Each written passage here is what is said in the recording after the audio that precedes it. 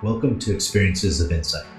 On today's episode, we are lucky and thankful to have with us Jacob Lief, founder and CEO of Ubuntu Pathways. Jacob brings over 2 decades of experience to conversations on philanthropy and social entrepreneurship and has actively called for redefining impact, sustainability, and the theory of going to scale in the nonprofit sector. After visiting South Africa to observe the country's historic elections, Jake returned to the Eastern Cape to co-found Ubuntu in 1999.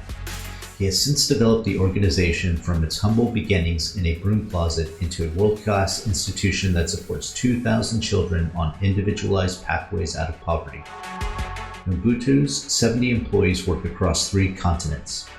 Ubuntu has grown into an internationally recognized model for community development. In 2016, Jacob appeared in Fortune magazine's 40 Under 40, a list of the most influential young people in business. He has served as a member of the Clinton Global Initiative Advisory Committee. He has also been named one of the world's 101 Most Innovative Visionaries at the Decide Now Act Summit, and has been recognized by the World Economic Forum as a young global leader. Jake is an Aspen Institute Fellow. Jake has also been a lecturer at the University of Pennsylvania School of Social Policy and is a visiting fellow at the university's new Global Policy Research Center, Perry World House. His book, I Am Because You Are, chronicles his journey in South Africa and sets forth a new and bold vision for breaking the cycle of poverty. Without further ado, we bring you Jacob Lief. Hi, Jacob. Thank you very much for joining us. Thank you. So I'm American by birth, as you can hear from my accent. But when I was about 13 years old, my family moved to the United Kingdom. One day I was playing soccer in Hyde Park there, and I had come across this march. And it was colorful, and turned out to be a free South Africa march. It was about keeping the economic embargoes on South Africa to end apartheid, releasing Mandela from jail, and having no connection to that part of the world. My family had never visited that part of the world. I had no family from there, but I was just drawn to this march. And before I know it, I started volunteering. And then in 1994, they took a group of 15 of us. We represented 15 different countries. We were all 17. Down to observe the country's incredible transition from apartheid to democracy. We spent 6 weeks touring the country, meeting with everyone from your right-wing neo-Nazis all the way through to your Robben Island freedom fighters, people who spent their life in jail with Mandela and so forth. The story that I always tell that really changed my life happened in Alexandria. Now, Alexandria is a township. It's made up of shacks, as far as you can see. It sits in the shadows of Sandton. Sandton looks like Lower Manhattan. It's the economic hub of the continent. Every Fortune 100 company in the world has their global headquarters, South African headquarters there. And in its shadows sits Alexandria. And this was originally created to ensure that they could have cleaners and staff to work in these office buildings. So I'm there, I'm 17 years old, and I come across this woman who, she was quite large, she was quite old, and we struck up a conversation. And she went on to tell me that she had waited 30 hours to cast her ballot. Waited in a line for 30 hours. And it just popped out of my mouth. I was 17. I was probably arrogant, I thought I knew everything. And I said to her, I don't understand. What do you mean you waited 30 hours? Because it made no sense to me taking one look at this lady. She tapped me on my shoulder. And she said, no, boy, you don't understand. I've waited 85 years. She walked away and I never saw her again. But it was the first time in my life I ever asked myself what freedom meant, what democracy meant. Growing up in the privileged setting of London or in the States where I was before that, I just took this stuff for granted. And it was that day that I said I wanted to become part of what they were calling the new South Africa. Well, I went to bed that night and woke up and I heard a speech that next morning by a law professor from University of Pennsylvania. Her name was Mary Frances Berry, an incredible civil rights activist. And she was working on the new constitution down in South Africa. And I said to myself, I'm going to apply to Penn. That'll be my ticket back to South Africa. So I ended up applying. And a year later, I showed up in Philadelphia and went and found this woman. And this woman wanted nothing to do with a 18-year-old undergrad. She was a law professor. But I bugged her and bugged her and bugged her. And she finally said to me, Jacob, find a job in South Africa. I'll sponsor you to go down there for 6 months. So we just got internet in our dorm rooms about a couple weeks before that. And I found a job in South Africa. I brought it to her. She worked with the university. I got my credit and off I went. And I often say I was one of the first people to get scammed on the internet. I got down there was no job waiting for me. And I arrived into Cape Town and I didn't know what I was going to do. I couldn't call this professor to tell her there was no job. This woman would have killed me. And so I got on a train that evening and left Cape Town. I didn't know where I was going. And about 18 hours into this train ride, I struck up a conversation with the guy. He was a school teacher. He was a black man. I'm a white man. At the time I was a kid, I was 19 years old. And he said, why don't I get off the train with him in a place called Port Elizabeth? I said, okay. It's a little industrial port city type of place. People leave, they don't go to. Everyone's trying to escape there. And I followed this guy. I said, why don't we go have a beer in townships? Now, I'd been on the train for 18 hours. A cold beer sounded incredible to me. And I followed this guy. Now, this was 1997. So on the surface, my skin color represented everything wrong in the country.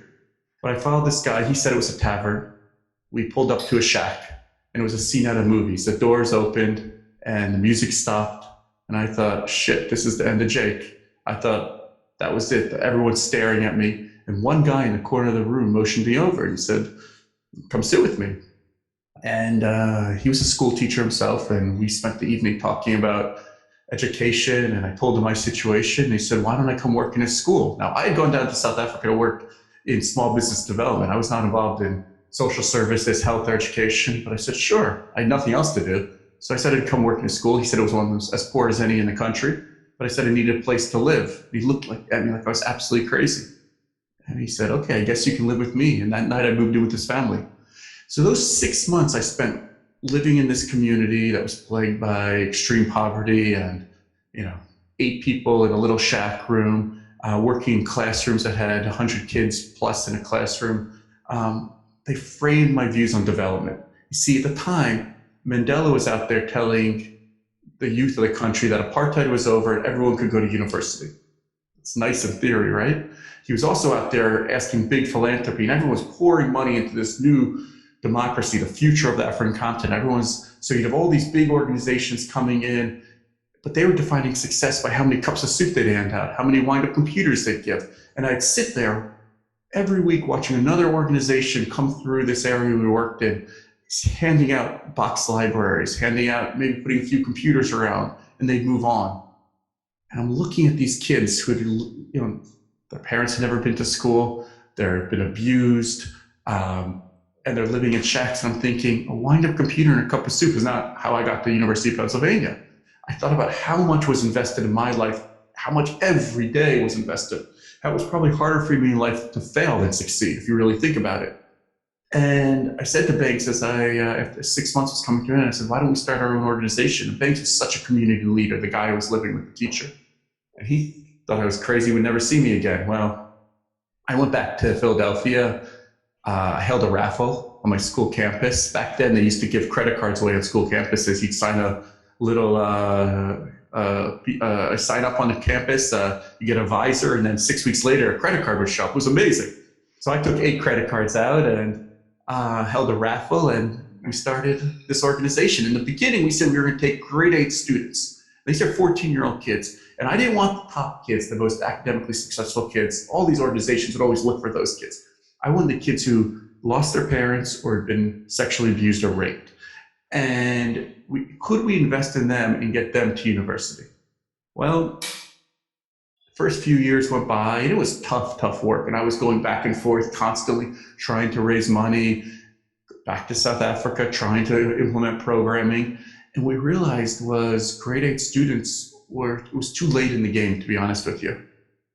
And we started working ourselves backwards. But while doing this, we also realized that if you wanted access to big funding, this was before the word social entrepreneurship was taught in every business school in America, right? I remember my university advisor saying to me, this is nice, Jake, but what are you really going to do after graduation? Now it's the #1 industry 4-year grads in America go into. Back then it wasn't.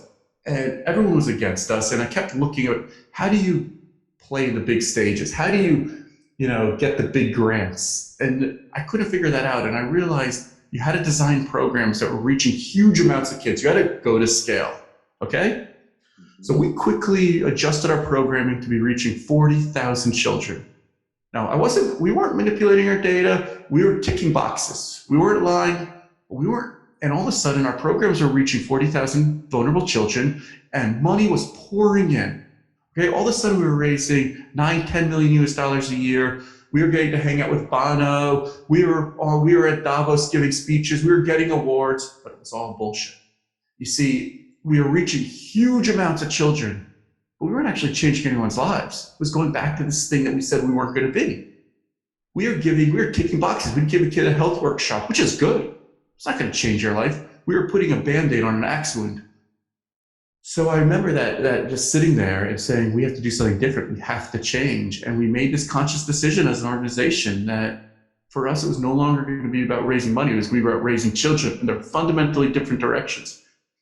We started parting ways with all of our big foundation money, our government funding. We were getting $1 million plus a year from the US government. We cut all our ties with this. And the idea was, could we start with HIV positive pregnant mothers? Because in most of the world, parenting begins when a baby's born. But we know it begins in the first trimester. What goes into a woman's body? Is she HIV? Will the baby be delivered HIV negative, and so forth? We decided we'd only work with HIV positive mothers who are pregnant. We have 100% success record delivering HIV negative babies at the right birth weight. We then work with these children every day of their lives. Big philanthropies or big investors like to say, what's your exit strategy?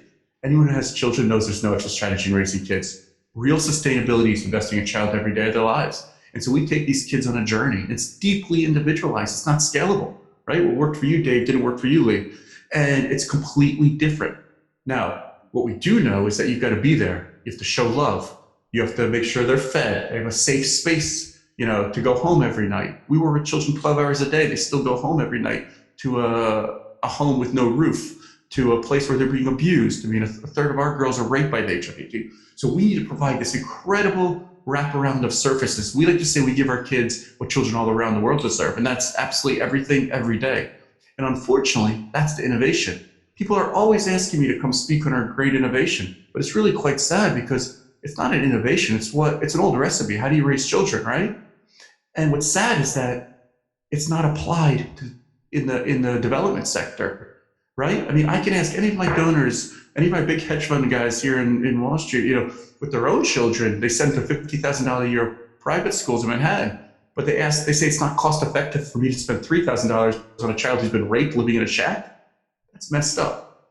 And that's the mind shift that we need to get to. We need to invest in disadvantaged children the same way we invest in our own children and afford the same dignity. And by doing that, is how you actually can change someone's life. And so 2 decades into this journey, we've built this sprawling campus in the middle of extreme poverty. And our campus is as fine as any facility you'd find in Manhattan or in Raleigh, where you are, Lee. And it's the idea that access to great education and healthcare should be a child's right. It shouldn't be a privilege. And that's really, I think, what Ubuntu is at its very core. Wow. I don't know about you, Lee, but I just have tons of questions. Like I was kind of leading into, the story itself is so compelling. And I do really encourage anybody listening to this episode to really pick up Jake's book and hear some more detail about the journey. Jake, I want to take a step back. Was it the South Africa experience, or do your parents have something to contribute to kind of, I've had the pleasure of meeting your parents, and I know they're wonderful individuals. Was there something earlier on in life that kind of gave you a push or made you think about this? Because it's a very mature way of thinking of the world and of people and of needs. And in your book, you talk about it's not about arming kids or providing kids with supplies. It's about being with them throughout their journey from birth all the way through adulthood. And that's really what your commitment is. What were some of the points earlier on in your life, or maybe later on in your life, that kind of really, I know you highlighted the interaction with banks, and kind of, maybe you made some mistakes along the way. What were some of the turning points or pivot points for you? Right, there's a lot there. I mean, you hit one key point about not giving supplies, and we track everything we do for these children, but no dashboard will ever track the amount of hugs we give our children. And that's something which hopefully we can relate to as parents, or as aunts and uncles or cousins in our own family experiences. Um, Growing up, my mother had us reading to blind, going to soup kitchens. I remember kids not wanting to sleep over because they didn't want to have to work at the soup kitchen or help. I remember that stuff, which my brother and I didn't appreciate growing up, definitely had a profound influence on us. The word of Ubuntu is a philosophy. It's a way of life. It's the idea that we exist because of one another, that I am because you are, that is, we're defined as human beings by the way we interact with one another. The patron of our organization is Archbishop Desmond Tutu, and he always says, in explaining Ubuntu, he always says, a person is a person through a person. And I think that philosophy and that way of life, you feel it. It's the base of our organizational culture. Everyone who works for us, we've professionalized a grassroots service delivery model. I say that because in most NGOs or nonprofit organizations on the African continent, the people who work there are well-intentioned but often can't get jobs anywhere else. And we've said, no, the money we raise goes into hiring good human beings. I don't need more supplies. I need teachers, coaches, psychologists, nurses. And the people we hire, sure, we try to compensate them properly and on market levels, but at the end of the day, the work is so difficult. And it's one thing to read and look at a dashboard about child rape. The other is to be on the front lines, having to look a child in the face who's been raped or their family or so forth. And you have to do this for bigger reasons. And that comes back to this idea of Ubuntu. A lot of what we've done has been mistakes. There's no real innovation comes from taking up chances, from taking risks. The problem in our sector is we don't talk enough about failure. You go to any conference, whether it's SKOL, whether it's Clinton Initiative, whether it's Davos, I always say if everyone's doing half of what they said they were doing in that room, there'd be no poverty left in the world. And we have to talk about how difficult this is, how so much of what doesn't work is actually out of our control.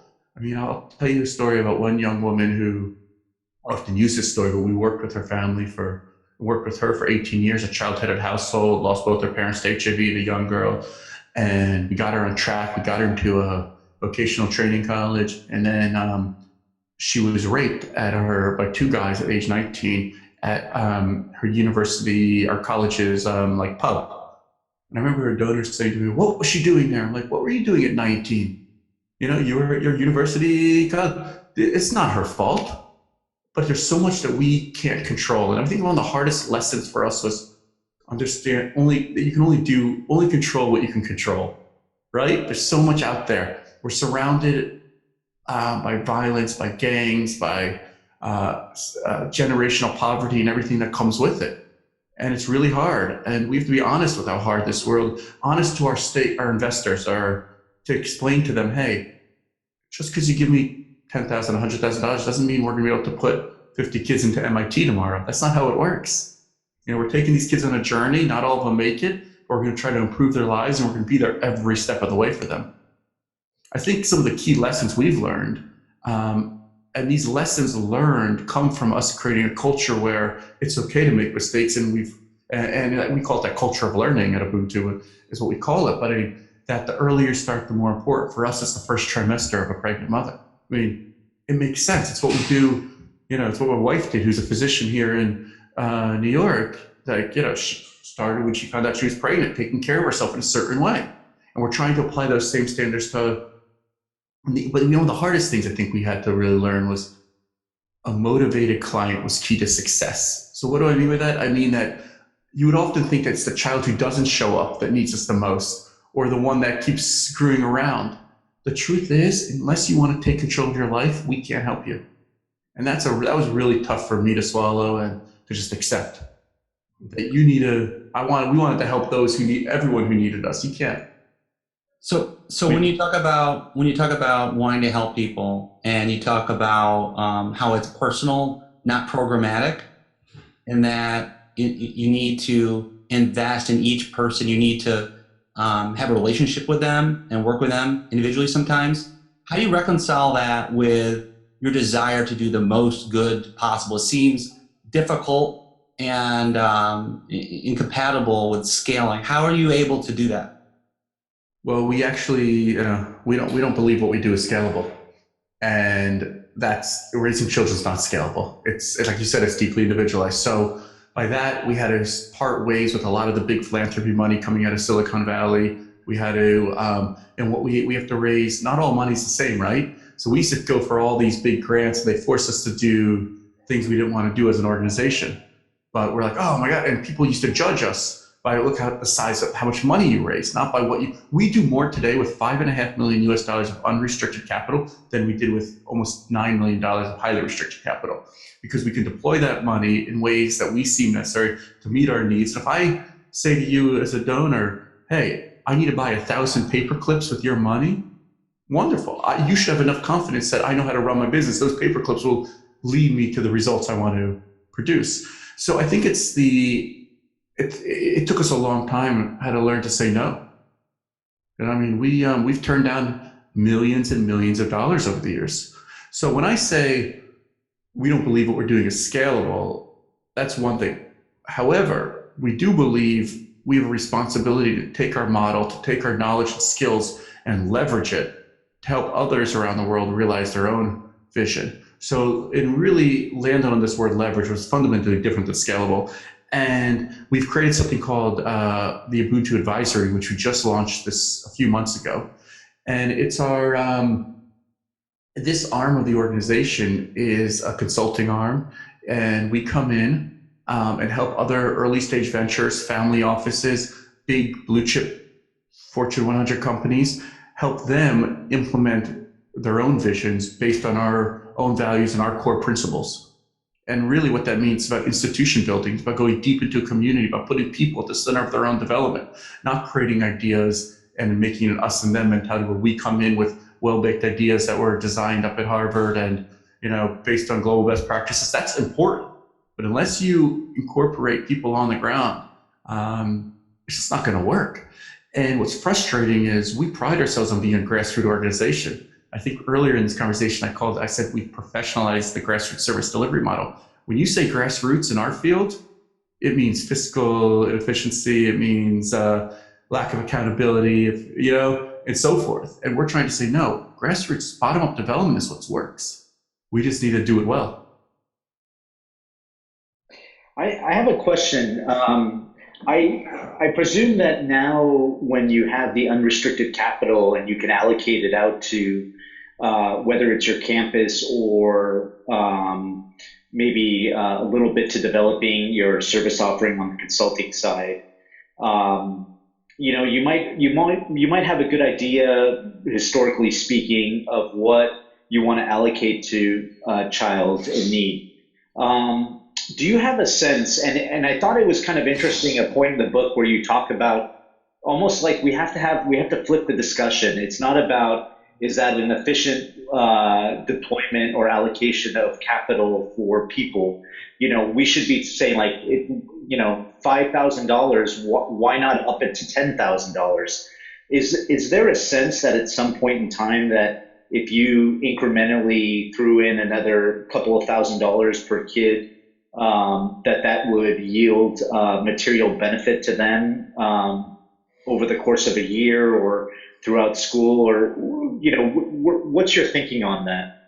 Or have you pretty much absolutely? I mean, think about the questions you ask for your own children, Dave. It's not what's the cheapest healthcare I can provide my children. It's what's the best healthcare I could afford. Yeah, that is where we're trying to get people to land in philanthropy, saying, what's the best services we can provide these children? Not start from the basis of what's the cheapest. How do we bring our costs down to provide this in the cheapest way possible?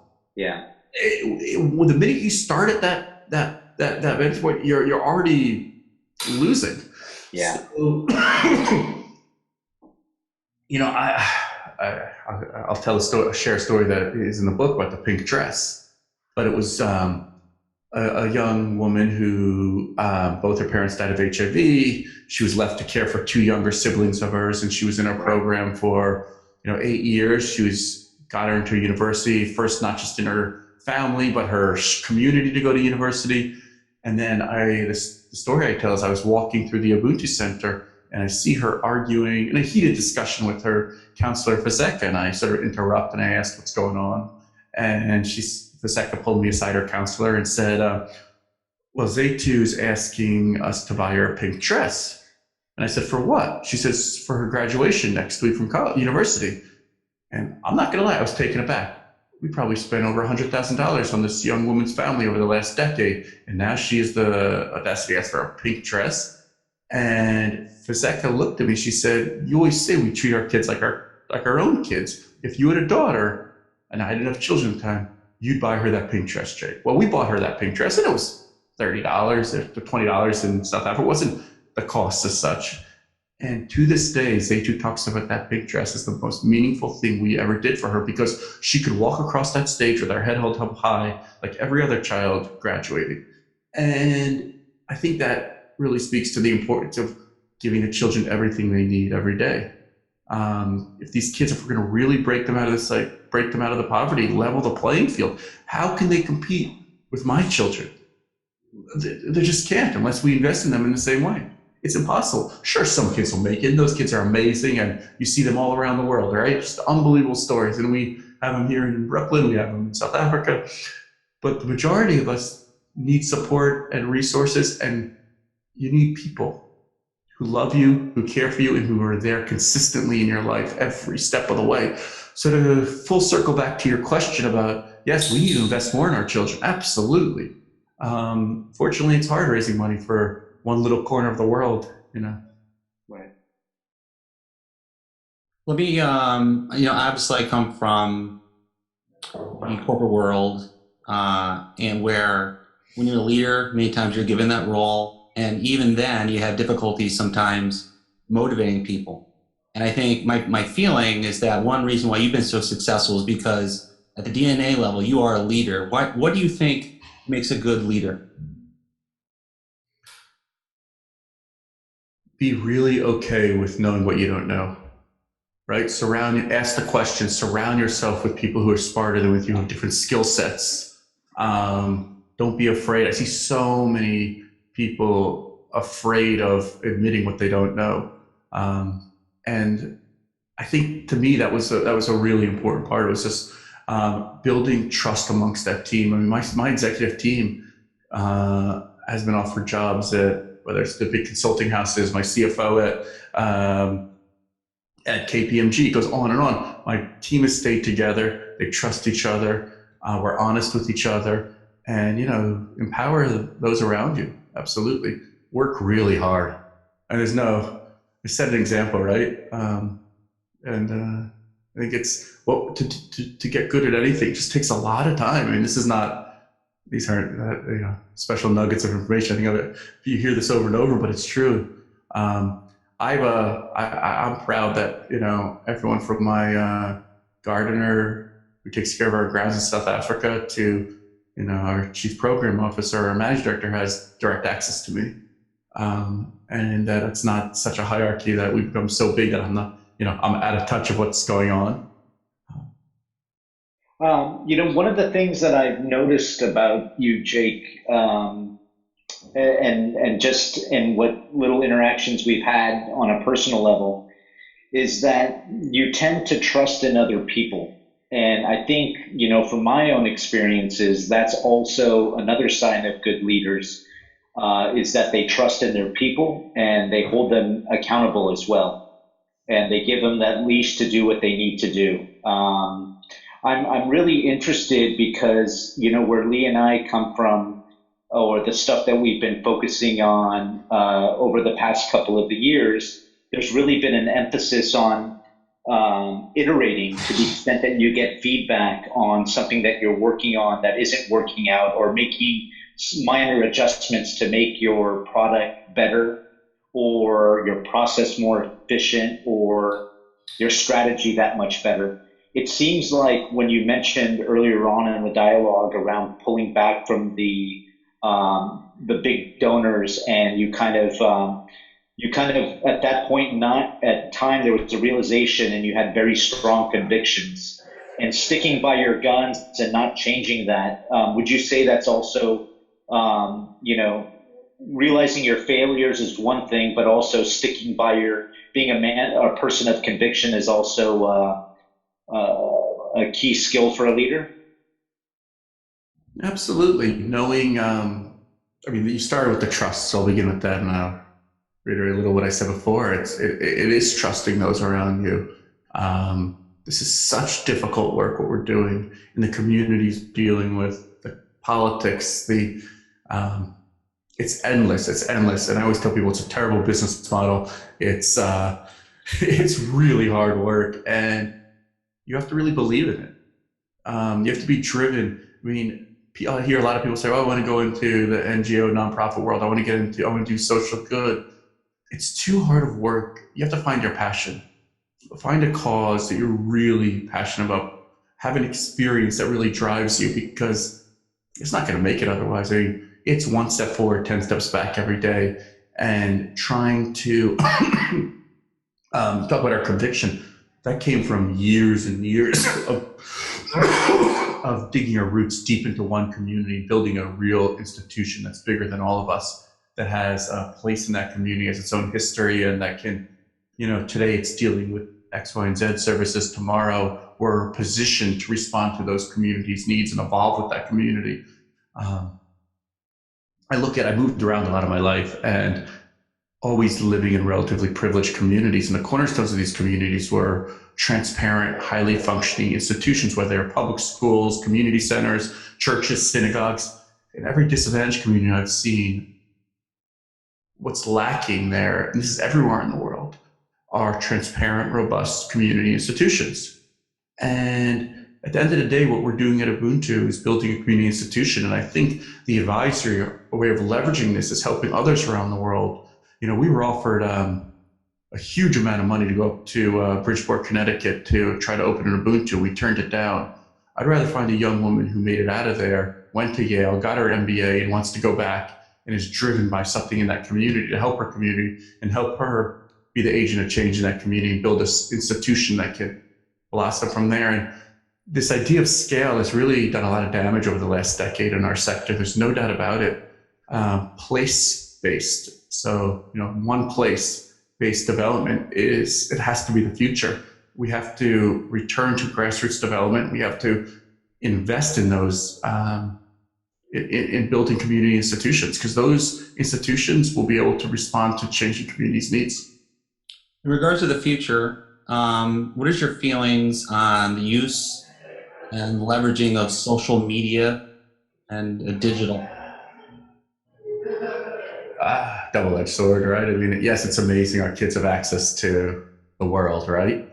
We have a coding program going, and a young kid who graduates can get a hotspot and, access your business opportunity in Raleigh to build a website for you. That's amazing.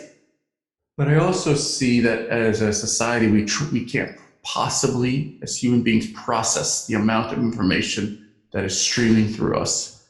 And we've stopped listening to each other. I see it not just at the political sphere, but I'm talking about the social innovation landscape, where I find there's to be less collaboration, actually, less listening to each other, and more, everyone's trying to position, and because of social media, we're able to, anybody can position anything.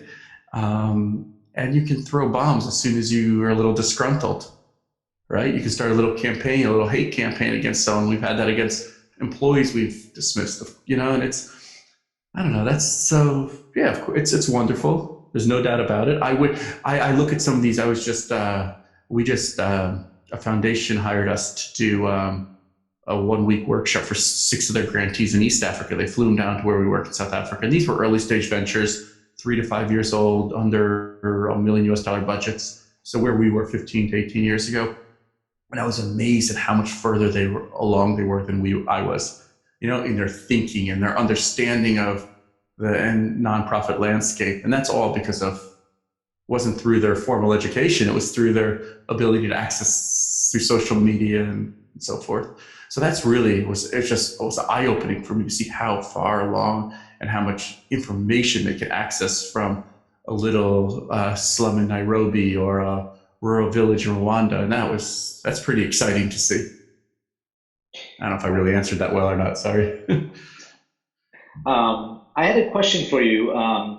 It seems like, with the rebranding that you did recently over the past couple of years, now we have Ubuntu Pathways is the brand that's out there for everybody to familiarize themselves with the benefit and the value that you add to the community and to the world through your example and your team's example and their team's work.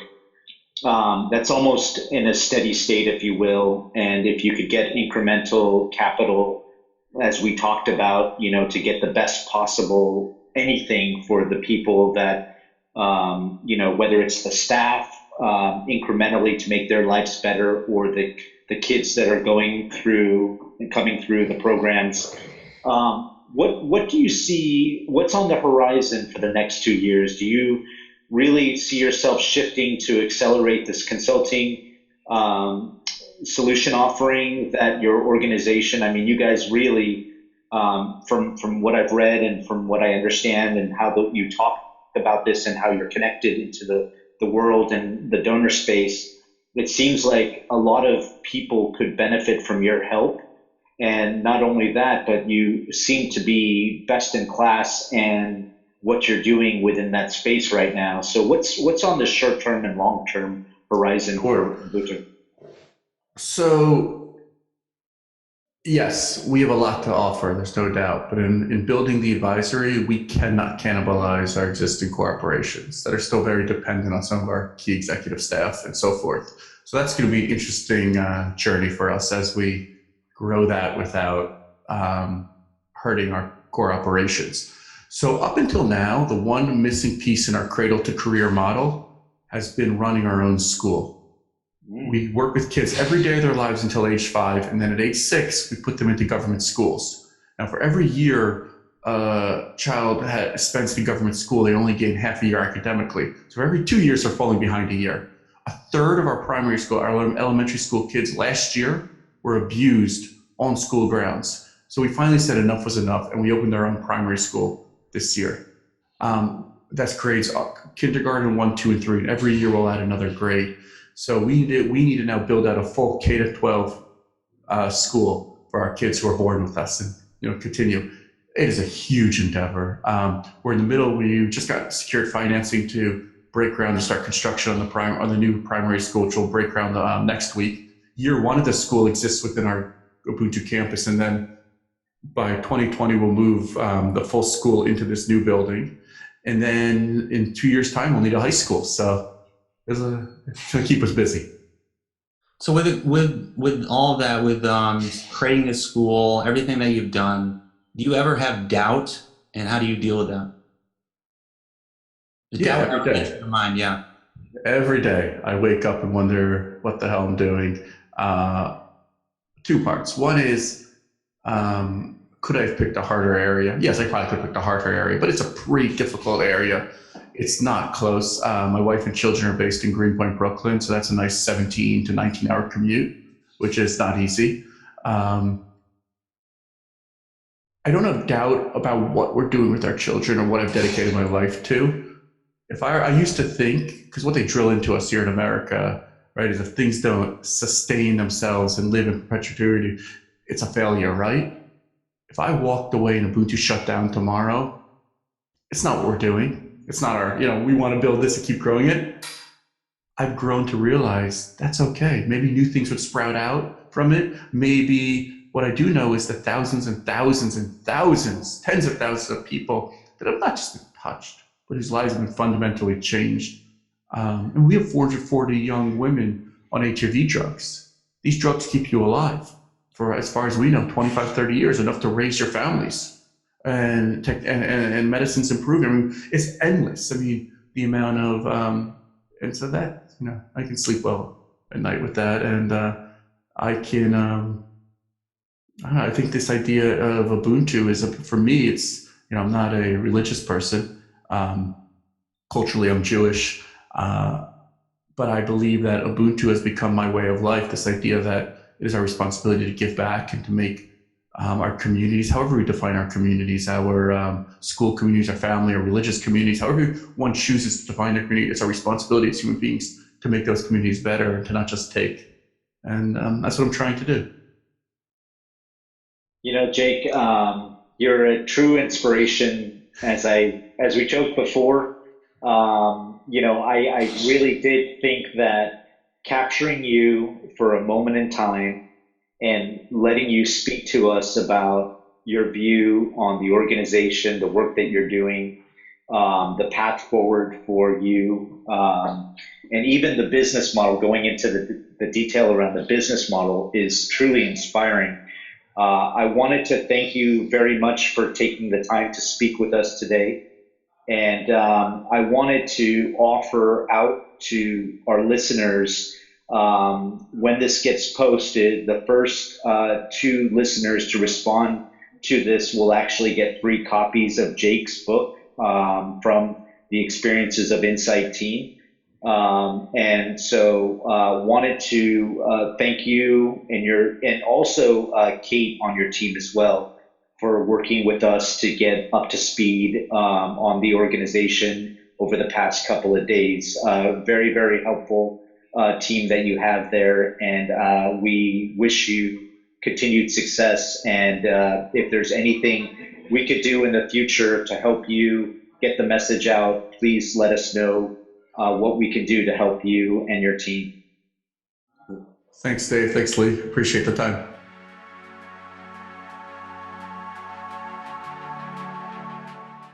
From Lee Duncan and I'd like to thank you for taking the time to listen to our episode. As mentioned earlier in the episode, the first 2 individuals that respond to info@experiencesofinsight.com will receive a copy of Jacob's book, I Am Because You Are. We hope you continue to tune in again. Have a nice day, and thanks again for your time. Bye.